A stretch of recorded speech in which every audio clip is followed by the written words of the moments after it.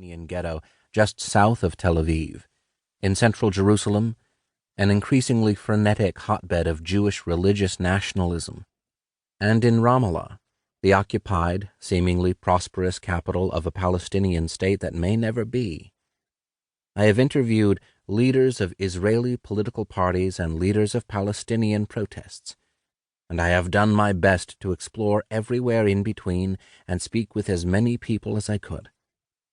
The stories that make up this book unfolded all around me, in the cities and towns throughout Israel-Palestine, in the streets outside my rented flats, and inside their walls through the lives of my roommates, friends, and journalistic colleagues. These are the stories of people living under a regime of separation, grappling with the consequences of ethnic division in a land with no defined borders. Readers may not agree with all of my conclusions, but I hope they will carefully consider the facts that appear on these pages. They are, after all, the facts on the ground. Max Blumenthal. Part 1. The Campaigns. 1. To the Slaughter.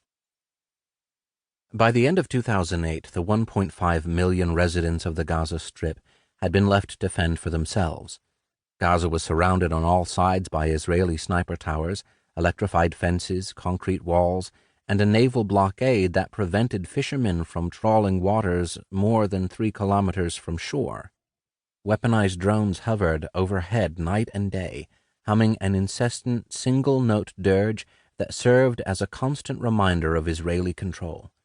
Heeding Israeli government pledges to push Gaza's economy to the brink of collapse, army bureaucrats in Tel Aviv developed complex mathematical formulas to regulate the caloric intake of each person trapped inside the coastal strip. Gazans were forbidden from exporting products and prevented from importing cardamom, potato chips, seeds and nuts, cement, fruit preserves, ginger, fishing nets, notebooks, musical instruments, size A4 paper, and toys. It's like an appointment with a dietitian. Dov Weissglass, an Israeli government aide, joked during a meeting of top military and intelligence officials. The Palestinians will get a lot thinner but won't die. With the blockade tightening, a student at the Islamic University of Gaza named Yusuf al-Jamal watched helplessly as his younger sister was denied a permit to leave Gaza for a basic surgery on her gallbladder, denied entry on the grounds that she was a security threat. She died days later. During the time of the siege, al-Jamal wrote in his diary, Gaza was turned into an open-air prison. Walls were built to prevent the shine of the sun, tanks were on the borders prepared to shell, and soldiers observed the hungry and sick people inside, but still prevented them from getting their food and medicine, much in the same way they prevented them from getting their freedom. For a few hundred Gazan police cadets, December 27, 2008 held the promise of a short relief from the suffocating climate of the siege.